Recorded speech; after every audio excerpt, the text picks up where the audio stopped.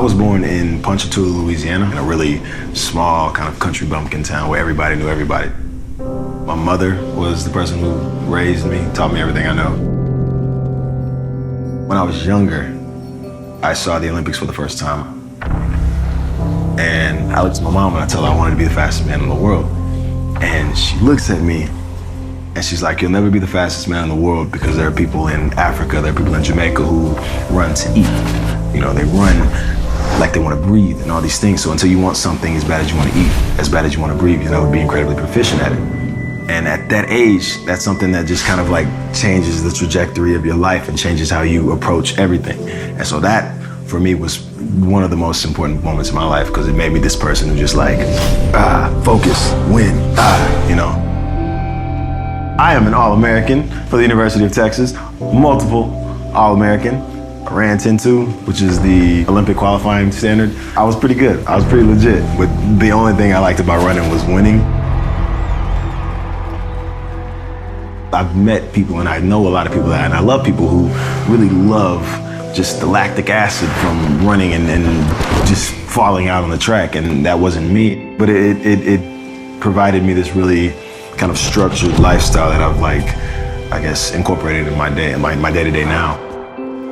Throughout my entire life, I wanted to kind of be someone who had this physical presence because for whatever reason I thought that was what success was. And I would want to embody that. And I feel like in Moonlight, Sharon, in the same way, builds and fortifies himself. And I understand, like, we have no control over our lives, but I can control how this looks, you know, and that's the only thing I have. I think being athletic and track and field specifically is so synonymous with acting because it is the most individualized team sport. Like, you do your best in your individual event so that the team can prosper. You give your best performance so that the film in its entirety is incredible.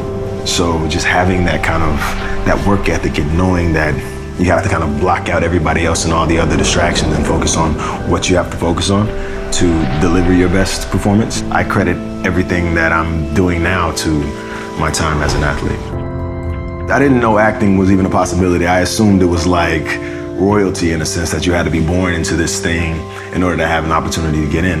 And so I was jogging on campus my second to last semester of college. I was running track. I was focused on being a landman, which is some profession in oil and gas. And I was approached by this lady as I was jogging on campus.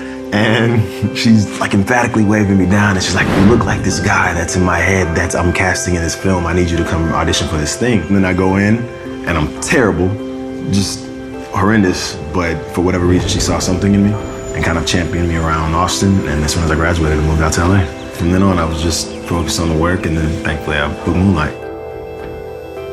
For me, this was the first time that I felt like I fell in love with the art of acting because it's such a truthful experience. It's such a truthful story. This is so many people's story. It touches so many people on so many different levels. Based on my character's sexuality in the movie, I can't really relate to being a gay man.